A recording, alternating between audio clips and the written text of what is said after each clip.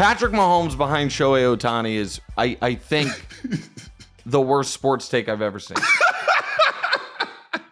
I just want it. I don't even know what to say about it. I don't even know how to. I saw it. I was like, I don't even want to argue against it. It is such an outrageous opinion. It's founded in nothing. It makes me objectively mad that you have Patrick Mahomes behind Ohtani. Okay, let me throw this out here at you, right? Because I knew this was going to happen. What if Patrick Mahomes also ran like Lamar Jackson? That is Shohei Ohtani, analogous to baseball. It's not just that he's a pitcher, it's that he was a great pitcher. And 50-50, man. 50 home runs in Dodger Stadium is crazy enough. Throw 50 steals on top of it. Hey, man, he might be the greatest baseball player of all time. So here's my only, and again, I'm not trying to neg Shohei Ohtani. I feel like he was en route to that status, but the couple years without pitching to where he went from, oh my God, this is Babe Ruth, to a lesser, the thing is, Babe Ruth was this amazing pitcher and really good hitter. Then he was just a hitter and was the greatest hitter of all time. Ohtani was, A- to A+ at both, then stopped pitching and got better as a hitter. But people could argue he's the second best hitter in baseball. People could have argued it was Aaron Judge. That's a legitimate argument. And so for him, with this relatively small of a, I shouldn't say small because it's around the same length career as Mahomes, but in a different sport. Sport, and where he needed to be a two-way player full time if he wasn't going to be year after year after year head and shoulders the best at one thing. And so that's my only gripe. When I think Mahomes, I think that because the last couple years, the regular season numbers haven't been good, I think oddly Mahomes has become wildly underrated. And that people don't understand how utterly insane it is that if he never plays again, he has more playoff wins than everyone but Brady. More than Joe freaking Montana. That he already has the second most conference championship game appearances and Super Bowl appearances of any quarterback ever.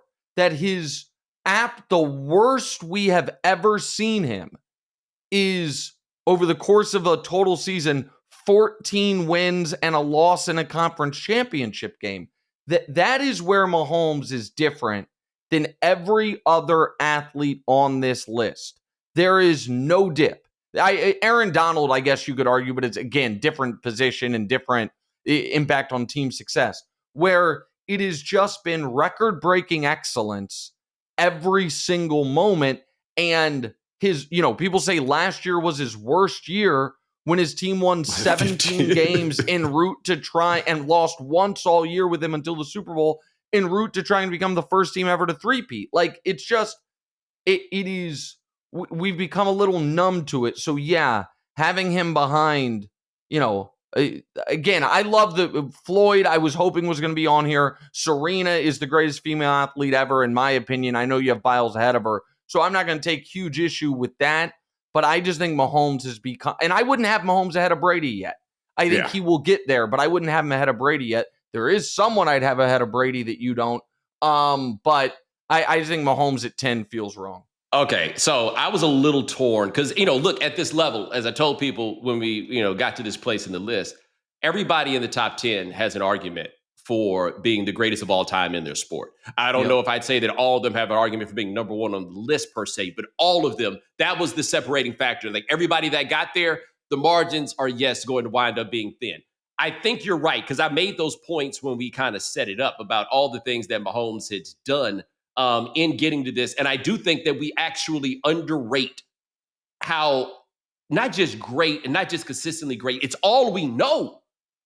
right? Like, it's all we know. Keeping in mind that as a first-year starter, the only way the Patriots could beat them was to do something I've never seen in a football game, which is basically go ISO Gronk.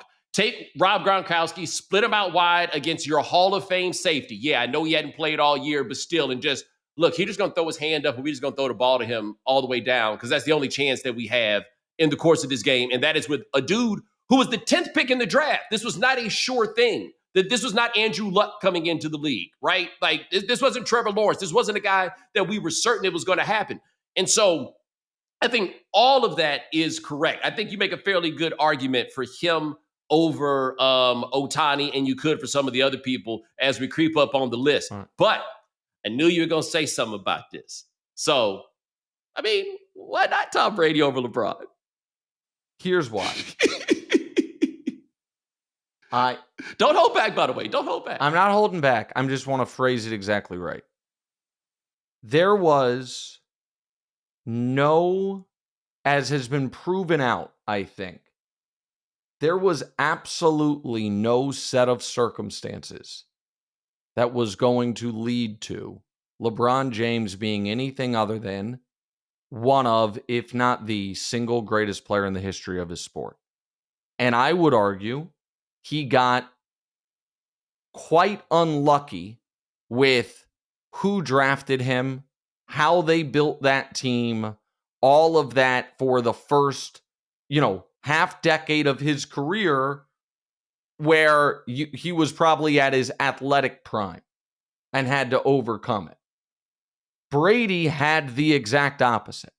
There are a bunch of scenarios where Tom Brady has, does not, we don't find out who Tom Brady is until he's 27 years old. There are a bunch of scenarios where Tom Brady, if it's flatly, forget even if he gets on the field early, if he is not with the coach and the defense and the team that he was with early on, he is in the early parts of the 2000s an afterthought. And so when one guy has the perfect setup and the other guy has close to the opposite, and they're where they stand historically in their sports in the record books is the same, I don't see the argument for Tom over Bron. All right, well, especially, let me add one other thing, especially when you made it clear for Cam, you're including the whole career. Well, Bron was the best high schooler in the world. Bron was the number one pick. I care that Bron was on the cover of Sports Illustrated and Brady was in a college quarterback battle at Michigan. I care about that. All right, well, I think I got 3 questions out there for you. Number one, what if I were to say that LeBron won one of his championships in an empty gym and that thereby maybe delegitimizes it a little bit? Okay, well, what I would say is, I know you're smarter than that and you don't actually believe that, but I would remind you that Tom Brady won one of his championships in the same exact scenario. Okay. Brady won at his home stadium. At a home stadium in the COVID year. Okay. So I would say that. I would then also say, and well, go ahead, keep going. No. Keep saying. No, I feel like some of Tom's coaches, on the record cheating, you know what I mean, is at least a slight little, again, ding, if we're comparing him to Bron. What's the question? Okay. What if I said that nobody won 4 championships on LeBron James on Tom Brady's watch, the way Steph Curry won 4 championships on LeBron James's watch? Okay. So I hate the on his watch thing so much because this is actually a Jordan thing. And then when I say things like, here is the list of people who won championships on Michael Jordan's watch, and that list is Magic Johnson, Kareem Abdul-Jabbar, Larry Bird, Isaiah Thomas, Akeem Olajuwon, Tim Duncan, Shaquille O'Neal, Kobe Bryant. Oh, because his watch didn't really start until like 1990. See, that's what I'm saying. That's what it became, his watch. They're like, oh no, his watch started late and ended early. Well, I don't say that Tim Duncan's won the 03, 05, and 07s on LeBron's watch. In fact, I feel like LeBron snuck in there before his watch even started. Okay, well, all right. I do not. It's my opinion on Steph having those titles actually only enhances my opinion of LeBron, which is this guy, Steph, who is, in your opinion, the 11th greatest athlete across sports of the last quarter century. That guy was so utterly demoralized by LeBron that he had to go get the 13th greatest athlete of the last quarter century to come help him. And I will add that it won't make the first page of the Hall of Fame speech, but what should is peak LeBron James was so good that if you held him to 28 a game on 57% shooting, or if you held him to 36, 13, and 9, they awarded you Finals MVP. They were like, holy shit, what a great job you did on him. That's fair, even if, Tom Brady never let a German win a championship in his face. You know what I'm saying? But let Nick Foles instead. It's Nick Foles instead.